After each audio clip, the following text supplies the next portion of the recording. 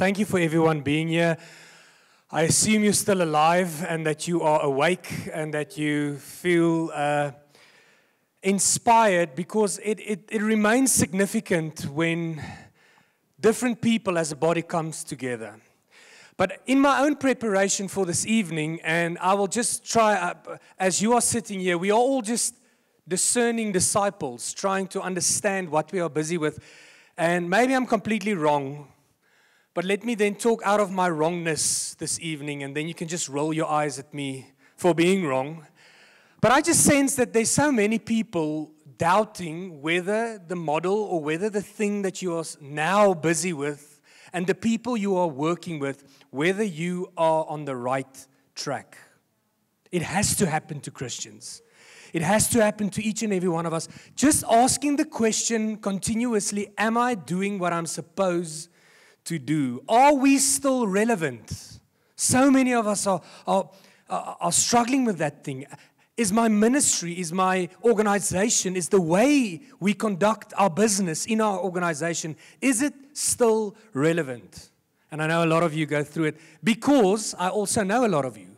And I've heard the conversations, and I know what you're going through, and I know how many times maybe you felt like quitting.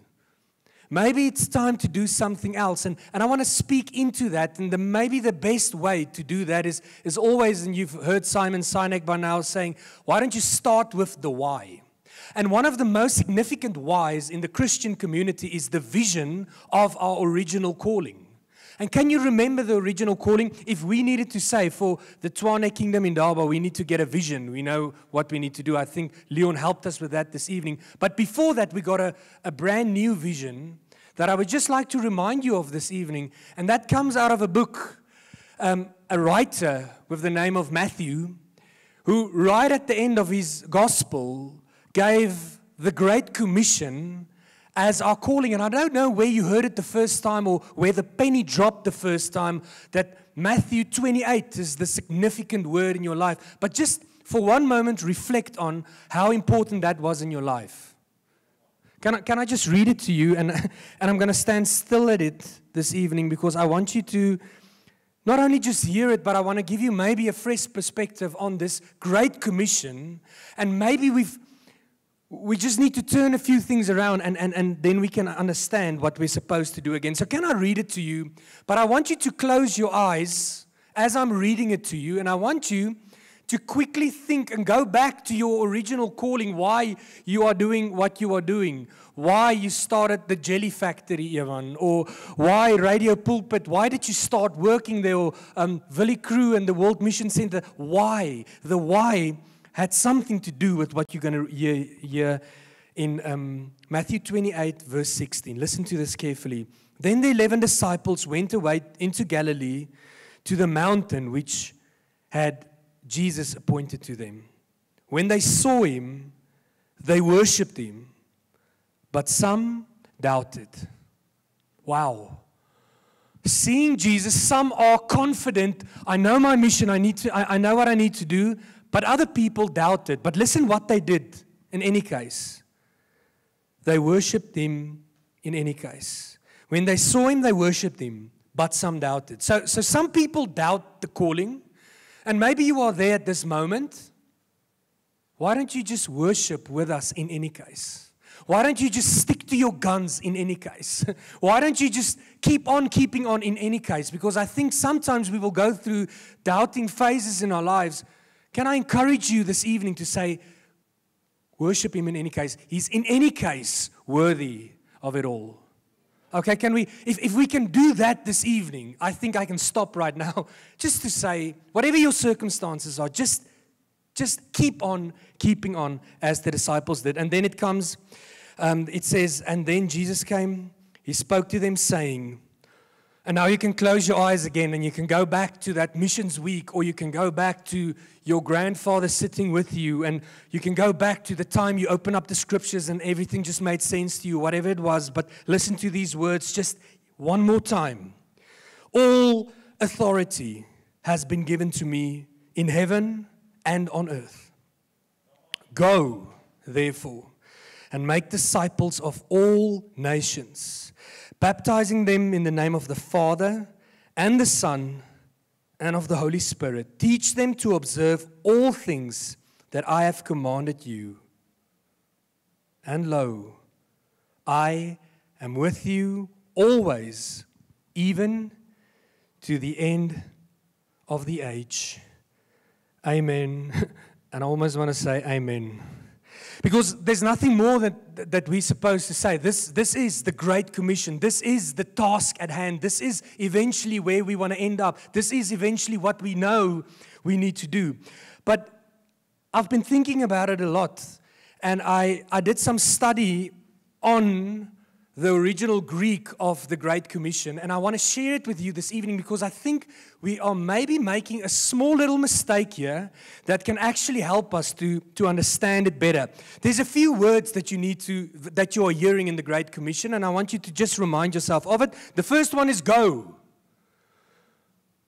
Into, go, go, go, go, go. Okay, go, make, baptize, teach. Can you quickly say it to the person next to you?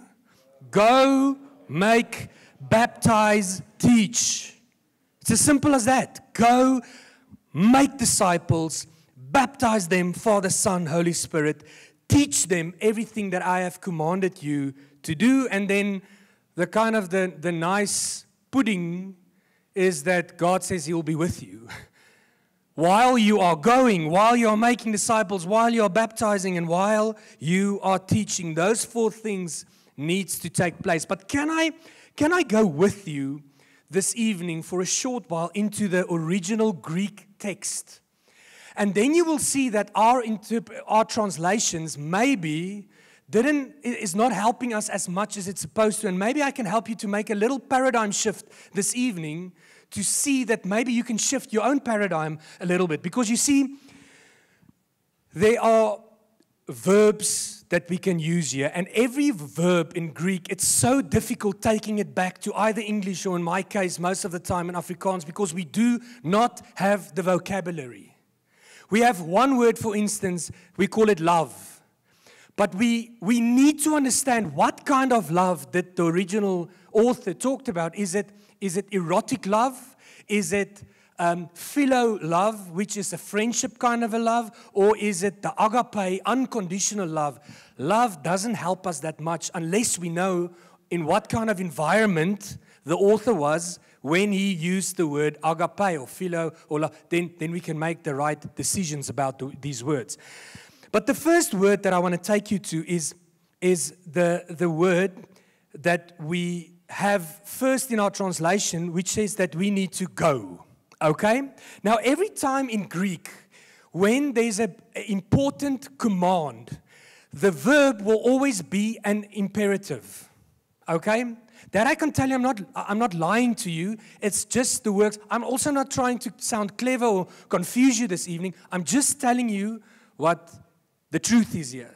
So in other words, the word go, according to our translations, is an imperative. Imperative is always a word there's urgency behind this word. You must do this now. Okay? You have to move to that direction. And you can always put an exclamation mark in our context, in our culture, behind that thing. It's something that you need to do it now. Go clean your room. I'm sick and tired of you sitting around. That would be an imperative. Okay? According to our translation, the word go sounds like the imperative. Okay? When we listen to the Great Commission, go sounds like the thing that we are supposed to do. But here I am to tell you that it is a very interesting connection to this word, that it's actually an aorist participle. Participle, how do you say it? In Afrikaans say a participle, yeah? But in English you call it a participle. Participle. Okay, now this is important way of looking at this word, because you see that this word go is not an imperative. It's a participle. It's a word that says, so if you want to know what it is, so the word is here, poreumai, and the way that you need to see this word is that it is something that is finished, but it's also continuing. Okay? It's not an imperative. Your Bible makes you believe that it's imperative. It's a word that says it's something that is continuously taking place, but it's also finished. So let me take you to the most responsible way of actually using this word, or the most responsible translation would be that the going is something that is taking place continuously. It's not something that you do, and when you go there, you will go and make disciples.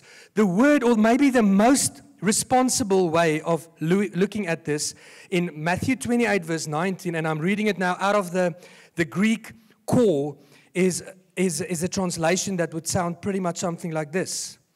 Having gone, then make disciples of all nations.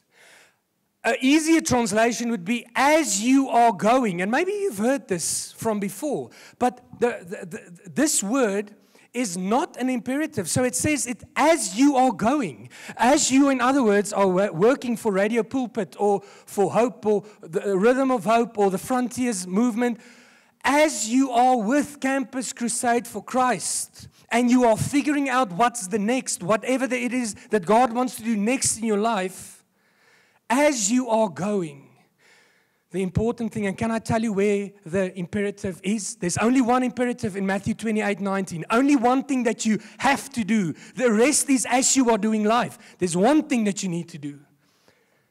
Can you guess what that is?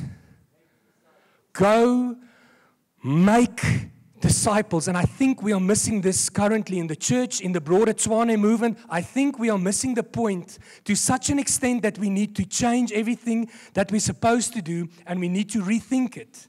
Because the going is maybe not the most important part. Yes, it is important. And yes, I believe God will keep on sending people to the ends of the earth. But as you are figuring out how to go, the imperative is, the most important thing is, you have to make disciples of whom? Of all nations.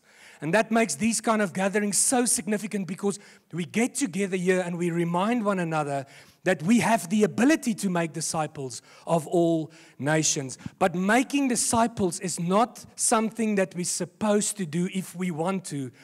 Jesus was quite serious about that. I'm leaving. Guys, you will be going. You will go to the Tshwane Kingdom Indaba. Tomorrow you will be going to the tennis club. Tomorrow you will go and do shopping. But as you are doing all these things, you have to do one thing. You have to make disciples.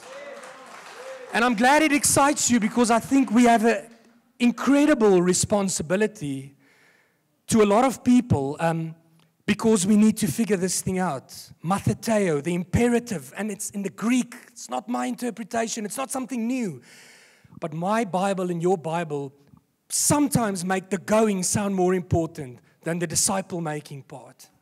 Now, what is disciple-making? And I want to take you to one concept that Jesus luckily explained to us a little bit earlier in his ministry, when in Luke 10, he sends the disciples out, okay? And as he's sending the disciples out, he tells them, go and look for a person of peace.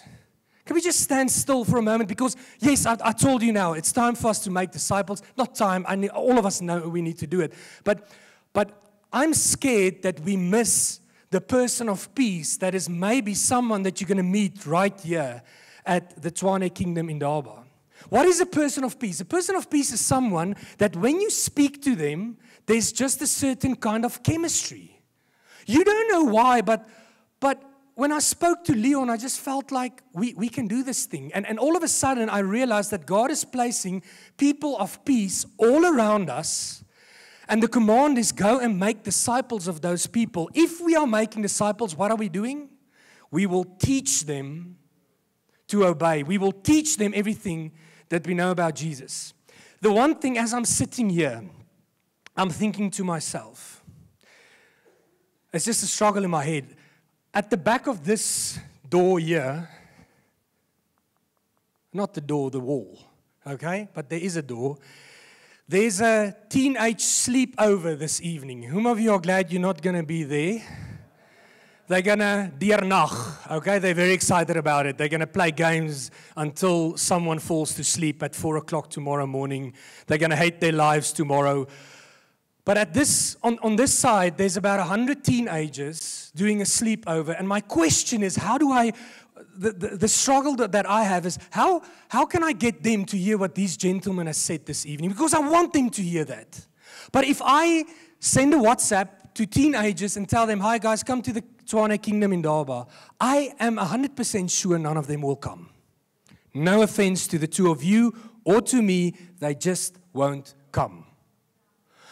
Now the second question is, how will I be able to get a teenager to come and sit here? Because I think the teaching is sufficient. I think the teaching is good enough and it needs to be heard. The only way that I will get them to sit here, if I stand in a relationship with a person of peace who has trusted me, I can tell them, listen here, can I tell you what we are doing this Friday evening? We are going to the Tshwane Kingdom in Indaba.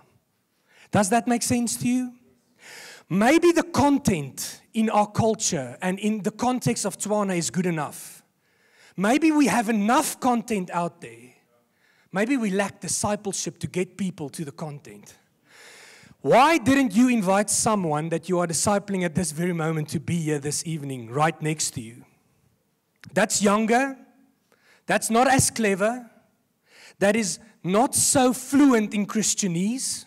Why didn't you, if the imperative is to make disciples, why didn't you bring someone along? And maybe you did, but I don't want to speak to you because you're going to make us all feel guilty. I just want to make everyone feel guilty for a second or two. But can I ask you that question? Because I think we need to ask that question more. And I think we need to remind one another that there's already people of peace in your life that I can't get to. I'm going to irritate them. They're going to say, I'm a screamer, or I'm too energetic, or too charismatic. I don't like him, but I like you. Because I walk a road with you. And you help me through that difficult circumstances. The model needs to change. And we need to all ask ourselves, how are we making? We know we need to make disciples. My question is, who did God put on your road? And in your story, that's a person of peace already that you can walk the road with. I want to beg you, if we close our eyes, we will remind ourselves, yes, there's actually a few people, not only your husband or your wife or your best friend, but some way and somewhere along the line, we know that God is raising people. The second and last thing that I want to tell you, and I want to remind you of the ministry model that Jesus used himself as he was making disciples. And if you look at the model that Paul used, first of all, it changed all the time. Different strokes for different oaks, different horses for different courses. It wasn't just one model, but the one thing that remains in all the different models of evangelization, of mobilizing, is that it never happened alone. And I want to remind you of that this evening. And that's why it's important, and we want to honor you for bringing different people together, because it's in the different people getting together that new people can form new relationships. And out of the new relationships, new formations of people of peace can be established. And out of that, the gospel can reach the places where one person cannot take it. And that's exactly what we want to do here. And I want to encourage you, so as you people, and tomorrow new people come together, I pray for you to discern who the people of peace is in this room, that you can collaborate with in a new, exciting way, and God can stir up new vision that didn't exist today. It can exist tomorrow because God works through people. That's why did Paul go alone? The letters that we write, that we listen to, that Paul wrote, he wrote it to the people, the Timothys, the Silases, the people who did it with him. Jesus went with his disciples. We need to do it with one another. No I in the word team, no other way of making disciples than to do it together. So may God grant you new friendships with people that is sitting here that you didn't know. May God stir up a new vision, because we're going to take the responsibility of making disciples more seriously than ever before. And then I want to challenge you. I want to pray, and I want to encourage you. Who are the people of peace that is currently in your ecosystem that you can start intentionally bringing together for what God wants to do in their lives. There's a lot of people who could have been here, but we weren't intentional enough. Now, I'm not going to say we. Let me talk to myself. If I was even more intentional about discipleship, I could have brought one extra person along to this place. And they would have come because I told them to come. They trust me, they love me, maybe they hate me, but they walk the road with me. Can I encourage you, who is the people of peace in your life? We have, imperative, exclamation mark, have to make disciples of them. We will figure out where to go. We will doubt as we figure out where to go. We will not necessarily know exactly where to go as we are going. As we are going. Let's focus on making disciples. Let's not complicate it. Let's look for those people in our lives and we bring them to where the content is. And God will keep on doing what it is. It's not necessarily for you to say, I have to have 12 people and I need to spend 2 hours a week with them, because we struggle doing that. And then we feel like, I'm not good enough to make disciples. Let's encourage one another. We're going to go, can we go into the communion? There's nothing greater than being in the middle of Lent, not in the middle of it, at the start of Lent. In 40 days from now, we as a collective are going to celebrate the fact why we are sitting here, that all authority in heaven and earth belongs to Jesus. We're going to celebrate the resurrection. But for the next 40 days of our lives, we're going to associate ourselves with the pain, the suffering, the doubt, the confusion, the feeling of giving up, the disappointment of really struggling to do what we think God calls us to do. And I want to just encourage you this evening by means of communion that God knows about your struggles. He knows the doubt that's in this room.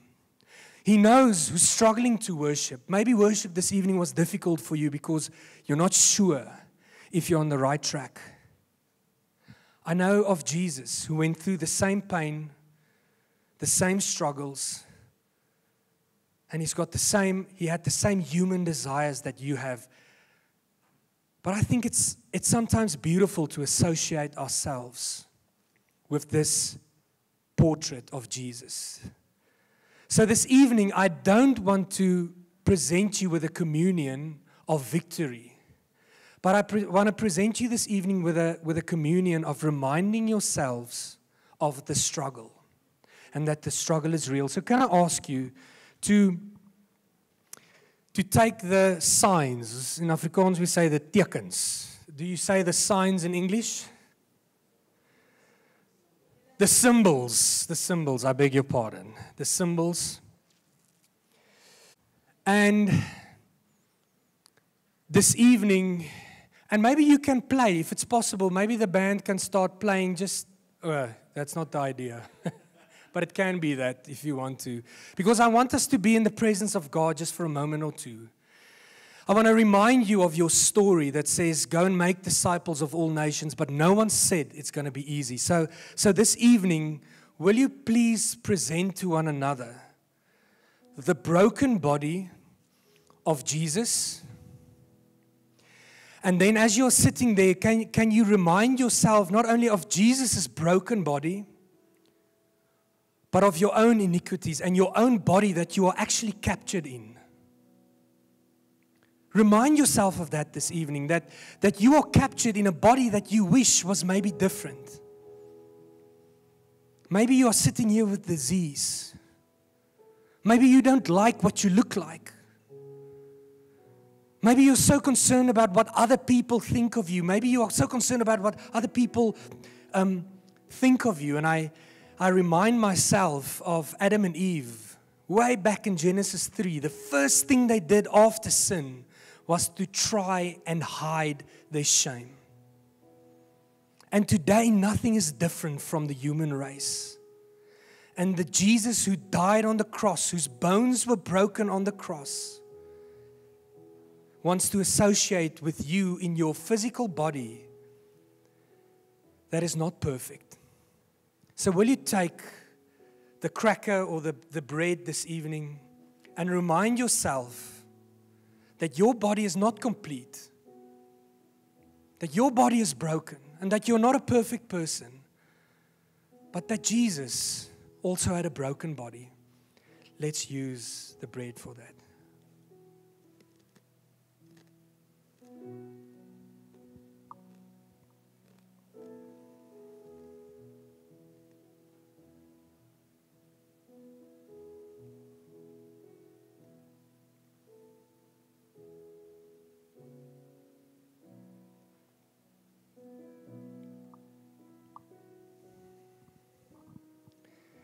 And then, friends, this evening,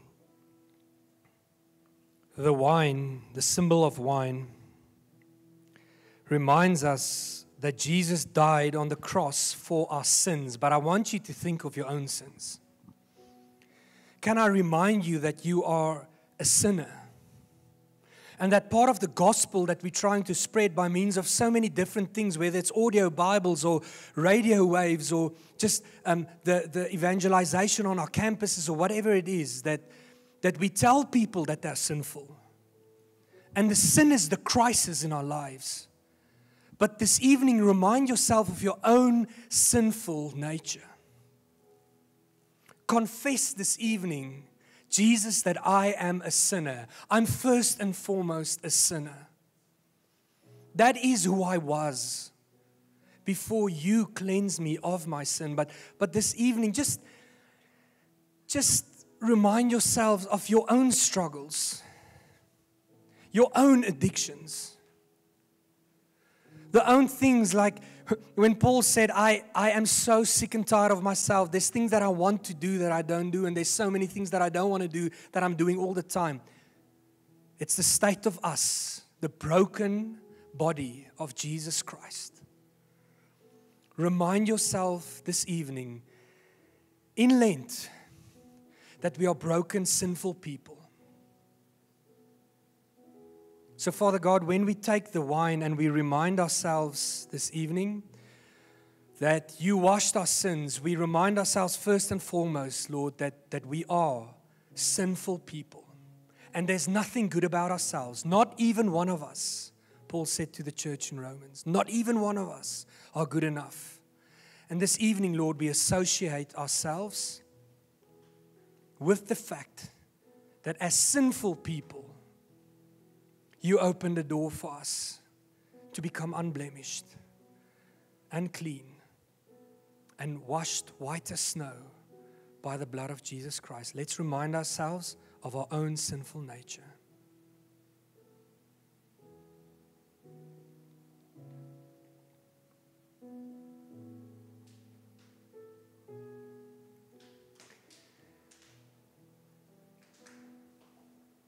Praise the Lord that He knows that we are sinful human beings.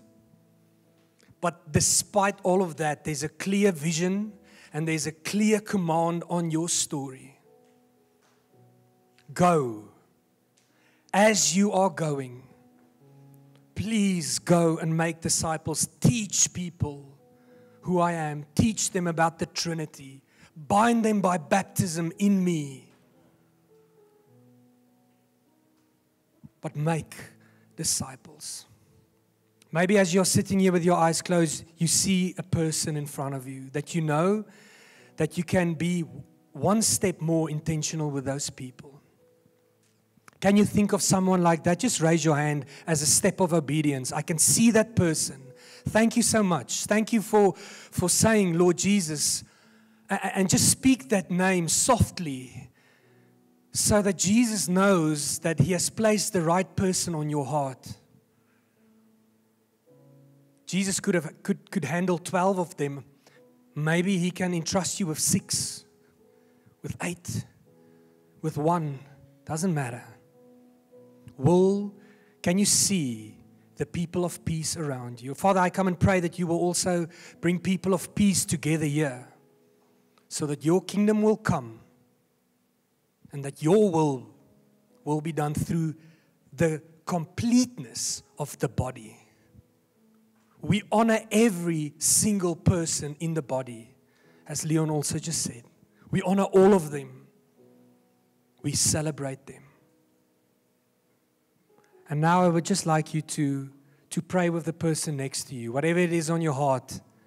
You've heard a lot of things, but just make the communion, the fact that we associate ourselves with the story of Jesus, who died for your sins, who rose from the dead and says, now all authority in heaven and earth belongs to me. Just associate yourself with the person next to you, just in a short prayer.